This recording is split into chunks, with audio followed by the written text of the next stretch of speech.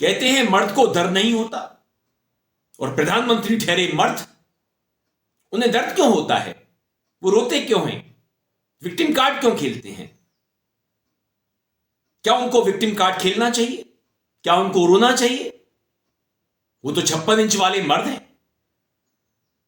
दुनिया उनसे पूछ करके निर्णय लेती है। विश्व गुरु हैं, महामानव हैं, और अब महामानव एक नई बात कह रहे हैं कि यह समय व्यवधान का नहीं समाधान का है। आज आगे बढ़े तो प्रधानमंत्री के रास्ते में व्यवधान कौन उत्पन्न कर रहा है? रोड़े कौन अटका रहा है? प्रधानमंत्री जो मर्जी वो करे, सब कुछ तो उनकी मुट्ठी में है। कर लो दुनिया मुट्ठी में। तो किसकी ऐसी हिम्मत हो गई, हिमाकत हो गई? विपक्ष की तो हो नहीं सकती। वो उनकी नाक में दम कर नहीं सकता। प्रधानमंत्री उसे तुच्छ समझते हैं। और भगवा ब्रिगेड के लोग जो मर्जी में आए वो करते हैं। तलवार बांटें, फरसे बांटें, हथियार बांटें, कौन रोकेगा उन्हें? किसी में हिम्मत है? नहीं साहब। किसी विदेशी ताकत में? बिल्कुल नहीं साहब। डोनाल्ड की औकात क्या है? अब तो यूरोपियन यूनियन के साथ MOU साइन हो गया है। यूरोपियन देशों से बहुत सारा सामान भारत आएगा, सस्ते में आएगा। आप जूस पियोगे, आप चॉकलेट खाओगे, तरह तरह के उत्पाद आप प्रयोग कर सकोगे। BMW चलाओगे, मर्सिडीज चलाओगे, और भी तमाम ब्रांड्स भारत आने वाले हैं सस्ते में। तमाम उत्पाद आपकी झोली में होंगे। Support Indian talent moving to Europe in full alignment with EU member states' needs and policies. This is good for our economies. This is good for the friendship between our people. And this openness benefits us all. मगर दोस्तों, जिस तरह के देश के हालात हैं, चाहे जहां भगवा ब्रिगेड के लोग किसी को निपटा देते हैं, सरकारें किसी को भी फंसा देती हैं झूठे आरोप लगा करके। ऐसा ही एक मामला उत्तर प्रदेश से आया है, जो भगवा की प्रयोगशाला रही है, जहां से भगवा आंदोलन की शुरुआत होती है। अयोध्या में लगभग 1.5 बरस पहले मोहित खान को फंसा दिया जाता है एक झूठे मामले में। उन पर पोक्सो एक्ट लग जाता है। अयोध्या में मोइन खान जो समाजवादी पार्टी का नेता है, अयोध्या के सांसद की टीम का सदस्य है, 12 वर्षीय एक नाबालिग बच्ची के साथ दुष्कर्म का कृत्य में शामिल पाया गया। अभी तक समाजवादी पार्टी ने उसके खिलाफ कार्रवाई नहीं की है। मैं ये नहीं समझ पा रहा हूं कि ये सब क्या है। अब क्या ये कोई समाजवादी पार्टी ना बोले?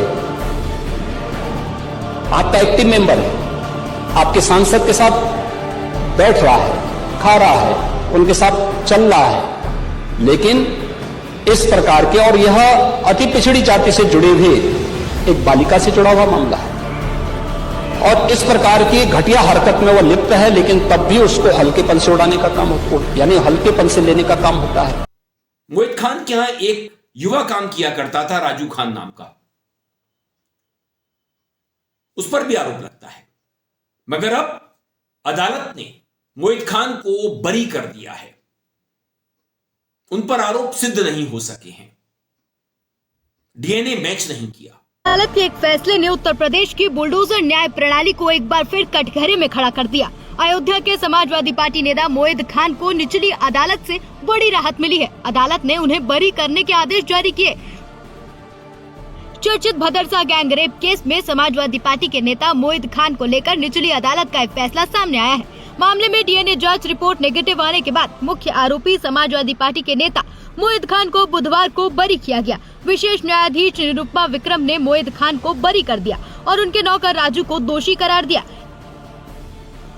ये मामला 12 साल की लड़की के साथ सामूहिक दुष्कर्म और उसके गर्भवती होने से जुड़ा है। भदरसा पुलिस थाने में 29 जुलाई 2024 को मोहित खान और उनके नौकर राजू के खिलाफ मामला दर्ज किया गया था। देखिए, मैं बार बार कहता चला आया हूँ कि कोई भी अगर प्रदेश देश का मसला है तो वो बुलडोजर से नहीं बल्कि कानून से, संवैधानिक रूप से हल होगा। और उसको किसी ने गलत किया है या नहीं किया है, ये जिस कदम फैसला देने का काम हमारी न्यायपालिका का है। लेकिन जिस प्रकार से पुलिस प्रशासन और शासन पहले ये चीज तय कर देते हैं, ट्रायल कर देते हैं कि कौन दोषी है कौन नहीं है, आप दोष जब तक सिद्ध नहीं हो तब तक वो व्यक्ति दोषी कैसे हो जाएगा। मोहित पर आरोप था एक 12 साल की बालिका के साथ बलात्कार करने का। और उसके बाद उत्तर प्रदेश की अयोध्या में मोहित खान के घर पर, उनकी फैक्ट्री पर बुलडोजर चला दिया जाता है। इस वक्त मेरे साथ मौजूद है अयोध्या से सांसद अवधेश प्रसाद जी। अवधेश जी, भदरसा गैंगरेप मामले पर काफी राजनीति हुई थी। समाजवादी पार्टी के नेता है मोहित खान, उनको आरोपी बनाया गया था, बुलडोजर चलाया गया था, लेकिन अब जानकारी आई है निचली अदालत ने बरी कर दिया है। हाँ, निश्चित तौर से ये जानकारी मिली है कि मोहित खान जी को न्यायालय से बरी कर दिया, बाइज्जत बरी कर दिया। और जबकि उत्तर प्रदेश की सरकार ने, यानी योगी जी ने, उनकी सरकार ने गलत तथ्यों के आधार पर उनको फंसाया भी, इज्जत भी किया और उनको जेल में डाला। और यही नहीं, उनके घरों पर बुलडोजर भी चलाया, तहस नहस कर दिया। तो मैं मांग करता हूं कि उनका घर जो ढाया गया है, उस घर को 1 महीने के अंदर सरकार अपने खर्चे पर बनवावे। और क्योंकि ये अन्याय है, अत्याचार है। हालांकि बुलडोजर तो कहीं कोई आईपीसी में, सीआरपीसी में कोई बड़ा से बड़ा जुर्म किए हो तब भी नहीं चलता। ये तो पूरी तरह से इनोसेंट थे, क्योंकि ये माइनॉरिटी से बिलोंग करते थे। और इस सरकार का, योगी जी का, माइनॉरिटी के ये क्या दृष्टिकोण है, क्या नजरिया है, क्या उनकी विचारधारा, क्या सोच है, यह जाहिर है, बताने की जरूरत नहीं है। लेकिन सर, ये जब केस हुआ था तो कहा गया कि समाजवादी पार्टी के लोग किस तरह से इन्वॉल्व होते हैं ऐसी घटनाओं में। अब उन्हीं का झूठा है, वो तो झूठी। किस तरह से विधानसभा के अंदर उन्होंने पूरी तरह से बहस किया था और पूरे प्रदेश और देश में समाजवादी पार्टी को बदनाम किया था। यहाँ तक कहा था, अवधेश प्रसाद जो सांसद हैं, उनके साथ उनका फोटो है। बिल्कुल, ये भी कहा गया था कि उनके साथ उनका फोटो है। ये विधानसभा में कहा था, अपमानित करने का प्रयास किया था। लेकिन न्यायालय से ये बात साफ हो गई है, ये बात स्पष्ट हो गई है कि उन्होंने जो भी किया है वो प्रेजुडिस भाव से किया है, क्योंकि वो माइनॉरिटी के थे और समाजवादी पार्टी से संबंधित थे। इसलिए अपमानित करने के लिए उन्होंने किया, इस केस में डाला और उनके घर पर बुलडोजर चलाया, जो कि बिल्कुल गलत है और ये लोकतंत्र की हत्या है। और इसे मैं मांग करता हूं कि उनके घर को 1 महीने के अंदर अंदर सरकार बनाने का काम करे। तमाम गोदी मीडिया मोहित खान को बदनाम करने लग जाते हैं और इसमें मुसलमानों को भी घसीटने लगते हैं। क्या उत्तर प्रदेश के मुख्यमंत्री योगी मोहित खान का जो नुकसान हुआ उसकी भरपाई करेंगे? उनका समय जो जेल में कटा उसे वापस लौटाएंगे? उनका जो चरित्र हनन हुआ उसकी भरपाई कर सकते हैं? तो जो हिंदू और हिंदू राष्ट्र की राजनीति है, हिंदुत्व की राजनीति है, यह अब हमें प्रभावित करने लगी है, हमारे न्याय को प्रभावित करने लगी है।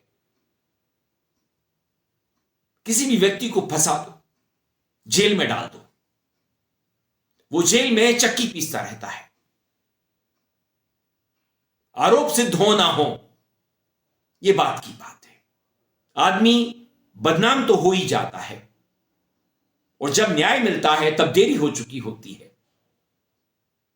ना तो अदालतें समय वापस कर सकती हैं, ना ही उसके चरित्र को।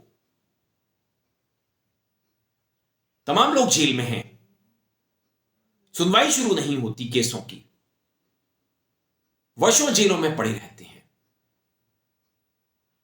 देश का कानून किस तरह का है, कैसे हमारे न्यायविद हैं, सवाल तो खड़े होते हैं, होने चाहिए। क्योंकि इस देश में अगर कोई सत्ता का नीतिगत विरोध करता है तो वो देशद्रोही हो जाता है, और फिर उसे सत्ता में बैठे लोग अपने हिसाब से निपटाते हैं।